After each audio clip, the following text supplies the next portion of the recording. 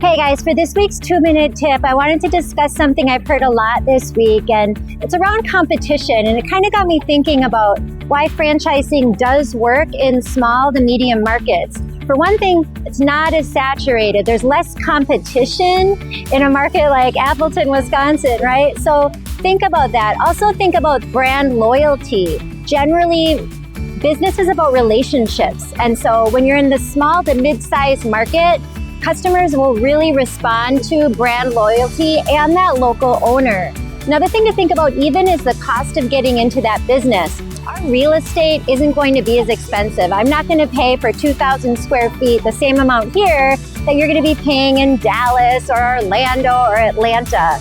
For many of the franchise services and offerings, the market is desperate for that service or need. So when we start talking and we talk about what sort of businesses you're interested in, we're going to talk about the geography. We're going to talk about your market and your customers, and we can address these things. There's going to be businesses that those smaller markets are just desperate to have. So when you're in a small market and we're starting to have those early conversations, we're going to talk about the engagement strategies, the opportunity for market penetration. We're going to talk about if your market is going to respond to this business. There's a lot to think about. There's a lot to consider. But if you're in a small or a mid-market, I don't want you to think that franchising isn't for you.